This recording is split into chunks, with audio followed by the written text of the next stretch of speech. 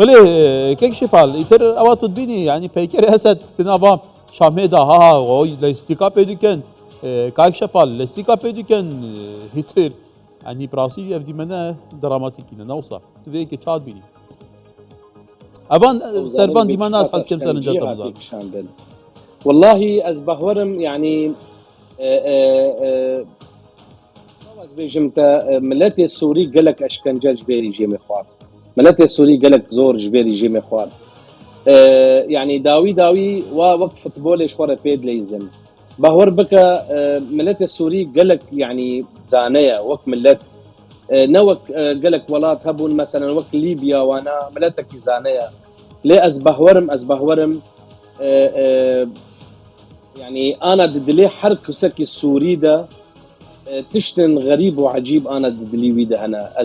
از براسيد بيجمتا يعني ايوه واورو شديد يعني واورو شديد مثلا شاوا ون جي سروكي عراقي صدام حسين ون شاوا او بون ليه اوجي دمك هبو يعني ايه مد خلال چند روجاده بشتي شورشا سوري او قصال يعني 13 سال تشتكلو زيده چه ندبو يعني كيم زيده ل 4 5 روجاده مفاجاه بوجمره جبر ولوجي از بهورم طبعا از بهورم تدابي ده مفاجاه نبو جبركو ارتشا سوريا جي ارتشا كهالقلاي في خلكي دي بزوري خد بريا شر بزوري خلكي بريا ارتشيه بريا عسكريه دي ارتشا جي واسكه هندس صاله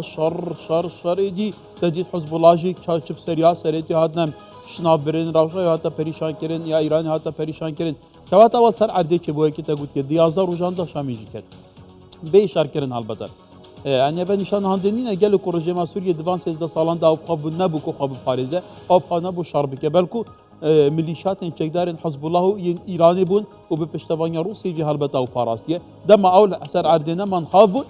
يجي تجي بسرعه بگمان يعني رژیم سوری روجا خود جی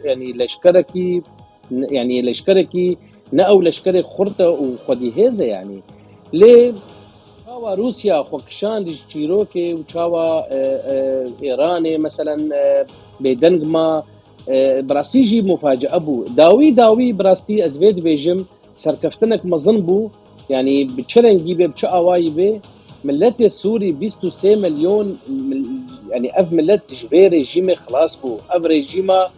جو يعني بزيدي حشتي دزقه وي اي امني هنا دزقه وي اي اولكاريه هنا بلي ابا جرينجا كان شبال كاتا ابدا مدزقه ومؤسسات حزب بعث كل دما بينجي 4 سالان دابا كرنا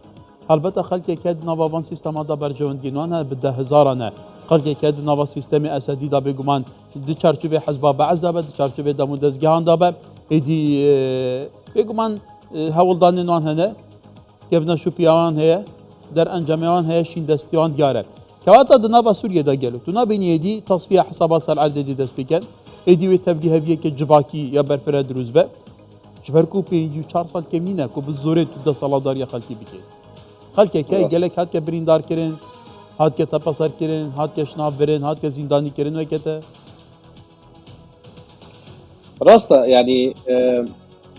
يعني انا ملتي السوري از بهورم تني يعني ايجو فيدا تني ريجيم كر او انا دينا اليكي از بهورم زيدي يعني 20 مليون سوري ايرو د برنجكي دي يعني بكيفك دي تشتك ناي وصف قرن يعني ليه دفدا برزجي هيا وما ترسين جي هيا قالوا وقت كرم كر انا ندوره امتكبن قوناغا بجا تصفيات هذا تكن قوناغا قوشاوا ميليشيات يعني ما ترسينك هيا براستي او ما ترسين جي طبعا قوخاكا سوري ببي جهه وقت كرم كر تصفيات دور ده چبن يعني تصفيات وان حسابات اقول چه ببي براستي سوريا تشوي اخي ليه از ولو وقت يعني اوك الجمن هيا از بهورم جو جواكا ناف دولتي بدنق نامنه جبرجو نا اشكولا سوريا كتيه نا يعني الاوروبا انها محموجي زانن بارتي راس هات نسر يعني هات نسر دسلاته فان ولاتا اوان انها مثلا المانيا بشتي مهكي دیسا پارتی بله کاک شپال دیگل ما ببینه مزن بو دیمن زندی ین قامش لو ام دبینین اف باجار قامش لو نافند روشاوه کردستانی لورجی پیکر اسد هاتا روخاندن جالیا ولاتین قامش لو به ادی لورجی چارگوشه او لکاری هبوی ایدی او جینما تماشاوان جام قامش لو که شوان باجارنا کو زورترین کد زورترین قربانی دان لسردم سیستم اسدی بگمان دیتیه لویره اون دبینن پیکر اسد هاتا روخاندن و دیمن باجار قامش لو روشاوه کردستانی لورجی پیکر اسد جاري هاولاتين قامشلو به جاري خورتين قامشلو به كود جارد سركاني بيجمان حاتنا روخاندن هدي قامشلو لحسكي هدي لدفري جداين روشافاي كردستان يجي بيجمان هرچند دمك لور روشا قدن هي لبتايبتي جي چارگوشه او لكاري هدي رجيما سوريتي دانمايا هدي بتمام حرفية تبليها بويا لبر هفدو هالوشايا لویریجی پیکری اسد هاتا رو خواندن ایدی اسد لهم جیان پیکرینی هبونه اف پیکری نشانه هندی هبویه که هر ثوابه وکه ترسه که لسر خلقی هاتا بو سپاندن جبر که سر که دنگلک پیکرینوان لگلک جان هنه بیاوی ایدی حسایه لویریجی در انجام پیکری هاتا رو خواندن جاریه هاولاتین باجار قامشلو کاوینه ایدی باجاره که بدوی کردستانه میوانه من کاکشپال جی خلق قامشلویه کاکشپال تو پو خلق قامشلویه دی قامشلو نهار هنتو دبيني تراوشي دايه بيكري اسد لويرة هاتا هرفاندن تو اكو قامشلو يك قالوا باندي من انشاء دنرخين يعني مخابن ام دوري قامشلون مقالك يعني مقالك اول ددا از سرع رزيبم از واند ديمانا از بجاف راست از اللي ببينم اللي مخابن از انها دورم ما باش ما يعني تيدت مخوند ديتن جو انفارو جا ببينن ما ديتن طبعا لي خوزياغو اجي انا قامشلو بانا از ود قرم قامشلو نيزي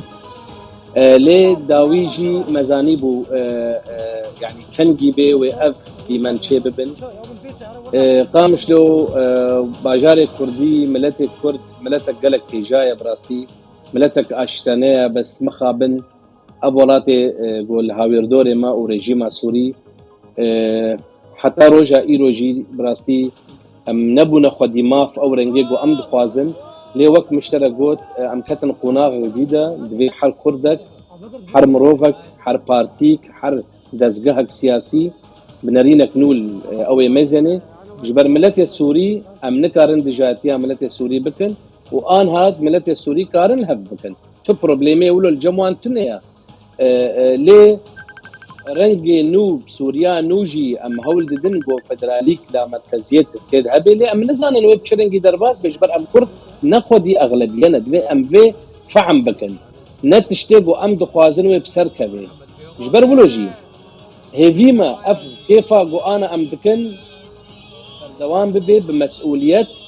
نتني انا كسي ملك شبال البته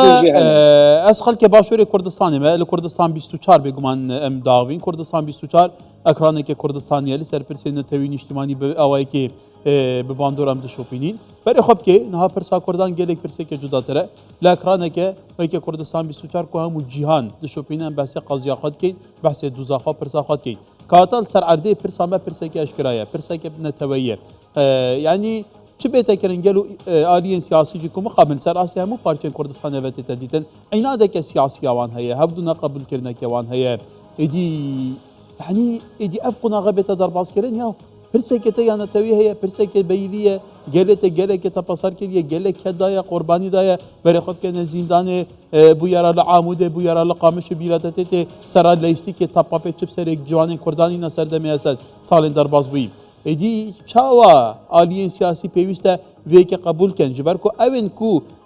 سیاست کن کسی نخبوینه پیتر تدگن پیتر فهم بکن لیاو تیگشنو فهم کردن پیوسته دچارچوب عقلانیت و اراده که کردستانی ده به اف عناد سیاسی بیت درباس کن جبر کو روش صادق خوازه ادی بی اوای بدو ده مجمر 11 لویر میوانه که کردستان 24 هبویه ایکش بر پسن انا کسی بویه گود به شرط و مرج ام بر هفین دیگر پیاده ریگ بکوین بو چاره سر که ناراشه بابو چپ سریمه اینا به ما چه هبد درابر دیدا او چو دوی لوپاری دایخین لوپاره کسبی ینو ام وکین بلا بهاور روشان ها کل سر عرضه اداره بکین كواتا تاشان جرينجا افنارينا بيت براكتيزا كرن سر عرضه راستا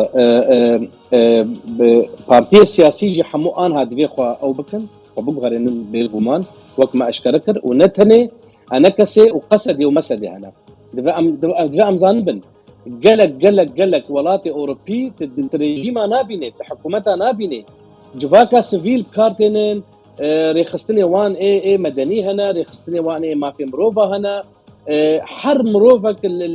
يعني الفا ولاتا ازدبينم حر مروفك واجب خد كي جبوغو ولاتي وي قشبي اما ام وقت كرد اف ولات نو ولاتي ما يجب قشتي ام وقت كرد ام بارچكا مد في ولاتي دهيا مخابن وقت كرم كر ولو جي امن هبناكن انا ازبيت بيجم دفي انا كسيجي ودفي مسدجي اف خويني اف كسي ديتر اف اليه ديتر كسي سربخا او حموجي دفي ايرو حاضر بن وتكبن تفقردا تكبن خباتدا جواكا سوي دفي قرطاي ام دعماوي بكن نتني حردش دستي بريارة دستي كسي سياسية مدار دبي نبي نخير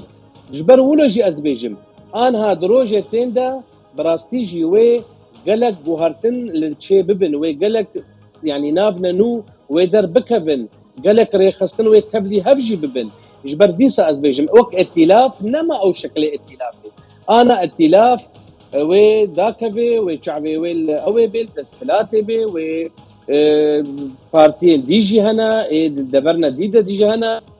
منصاتي وك موسكو هنا نظام مشهنا يعني ديسا كرد دفيب ويب شوكاني الخنمزين يكتيتيا كردا يان امبيجن يكتيتيا دافازي كردا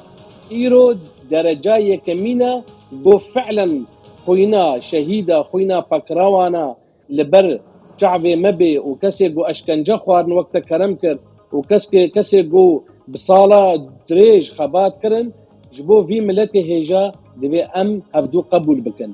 ايرو روجك ديا قوناغك ديا بشتي اسد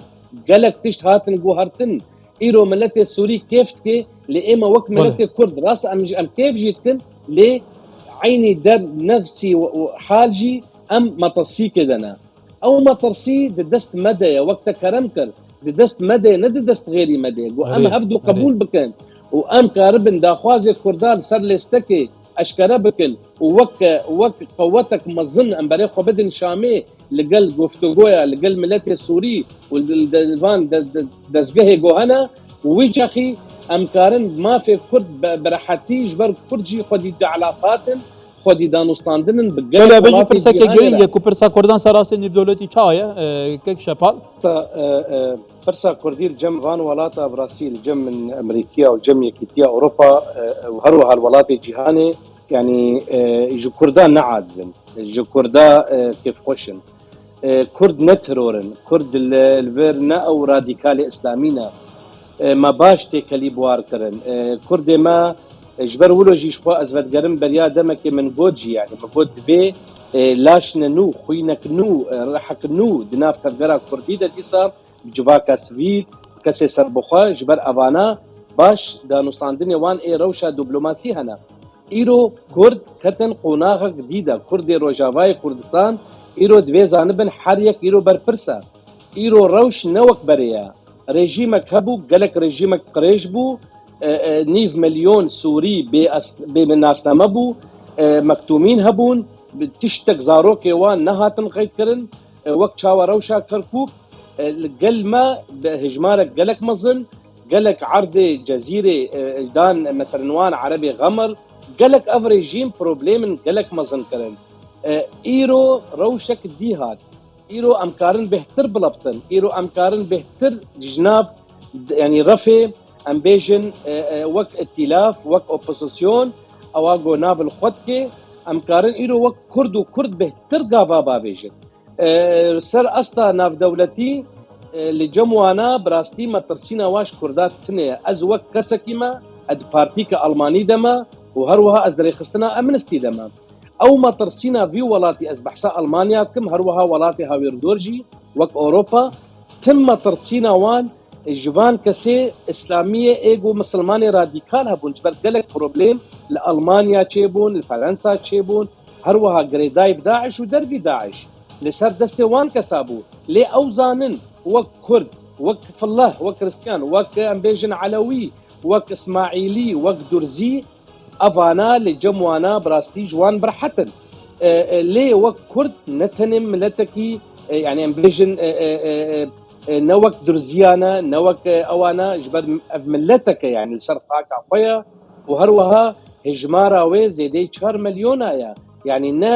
امبيجن والله ملتك هندكا بارشكي تشوكا نبو يرنكيا تاني براستي ايرو كرد نل سر هفن نرينا وان نل قل هفا ناكوكيا وهنا افما ضعيفتي افما قلستي ليه جي ايرو دا وكم كتن روجا يكمين دا جو ام بي اسد وبي في ريجيما جو افزيدي بينجي و4 صال وبريا ويجي بعث حكم تر وحافظ الاسد وزير الدفاع بو يعني زيدي الشيخ صالي في مالباتي السد في يعني بريفت برن اخوات او تشو ما ايرو ام براستي زانبن تشاوا برنجا كينو حمو كسا ام كاربن بجدار بكن وك بري تشاوا اسد بعث وتنه ديت سوريا دا غيري خنديت تنه اويدي ترجر شبكه دان دفي اموك كردا في تجربه بكار نوينن جبر اهبا ونشعبي خد بينن مصير الشيء صالي بقوات وبزخم وقالك ولات لها يردوريبون وداوي كد قالك مهمه ام بفهم بك نتنه رجيم سوري هروها رجيم عراقي هلوشي هروها قالك ولاتي عربي ام بيجن او شورش جوناف هاتن ليكرن شورش بوهاري قال لك والله هدفي اوري خستن يعني او بارتي يعني او ميليشيات اللي بيشا فارجي ما مسترن جوانا جبر ولو ازبيجم ايرو مسؤوليك مزنها يا وهروها جي هروها براي ما دوست مال حمو ام بيجن حرسي بارتي كردستان القل وان برا ام كاربن باش قفتو قويل القل هف بكن ليه وقت بريارة سياسي كردي روجابا بله كايك شبال هالبتا بسرنجاتا ابدا خازيتن دا خازين جادي نجي قال سپاس بريس شبال ابراهيم چالاك باني سياسي و زنداني بري لباجار دورتموند المانيا قال ما بو قال سپاس دمك زور قال ما بوي